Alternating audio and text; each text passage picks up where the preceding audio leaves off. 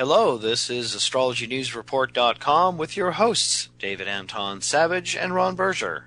Now we go to our third segment of this week's report, People in the News, where we will analyze the Vedic astrology birth chart of a newsworthy person, place, or event. This week we have decided to analyze the birth chart of Justin Bieber.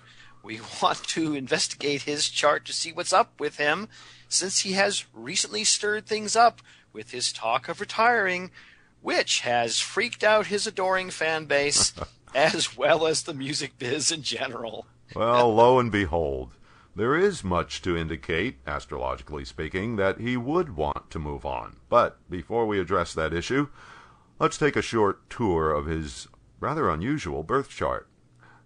First off, he is a Scorpio Rising person, a sign that, at its best, is very charismatic, capable of inspiring others.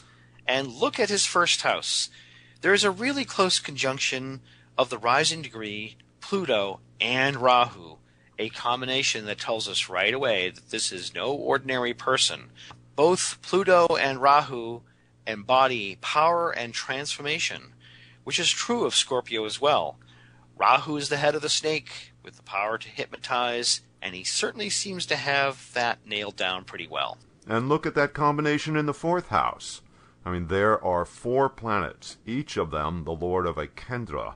You have Mars, ruler of the first house, Venus, ruler of the 7th, Sun, ruler of the 10th, and Saturn, the ruler of the 4th, all together here. This is a special yoga, the name of which escapes me at the moment, but it lends tremendous power and self-assurance to the owner of the chart.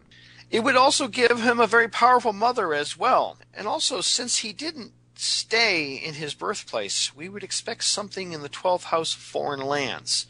And there it is, the moon, ruler of his 9th house of destiny, along with Jupiter, representing both his 2nd house of voice and his 5th house of creativity.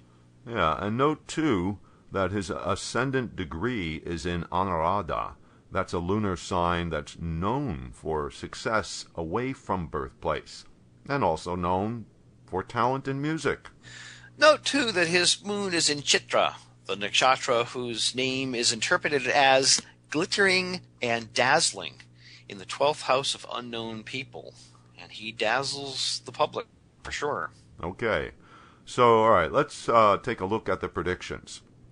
First, he is currently at the end of his Rahu Major Period. Now, Rahu signifies success, and there it is, conjunct his ascendant, the most personal point in a natal chart, and activating Pluto, with which it is associated. Since the Rahu Major Period is 18 years long, he has essentially been manifesting Rahu for most of his life. For the past year, he has been in the moon sub-period of Rahu, which ends soon in March of 2014. His moon rules the excellent 9th house of destiny and long-distance travel, and is placed in the 12th house of foreign lands. In the past year, he has been touring all over the world. Yeah, but even with his worldwide success, there has been a lot of controversy. The moon signifies the emotional mind. It is fast-moving and quite changeable.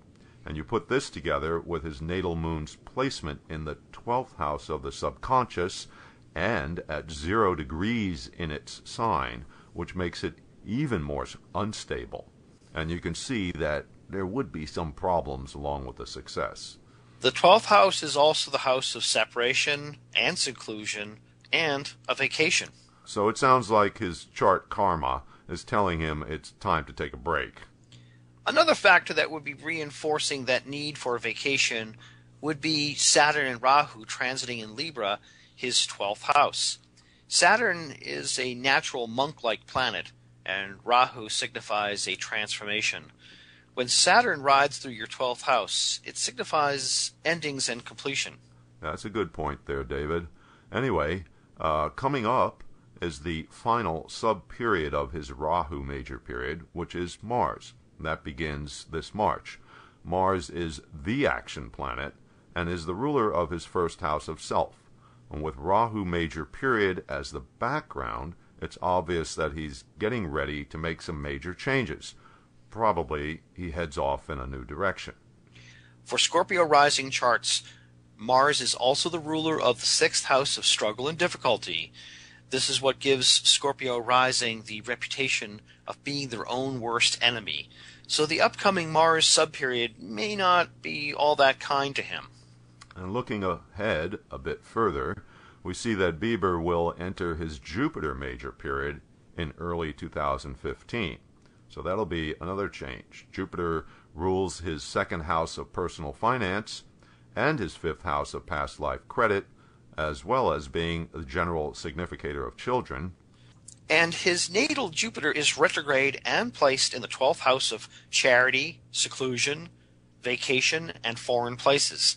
He's already demonstrated his generosity and concern for the downtrodden in foreign countries.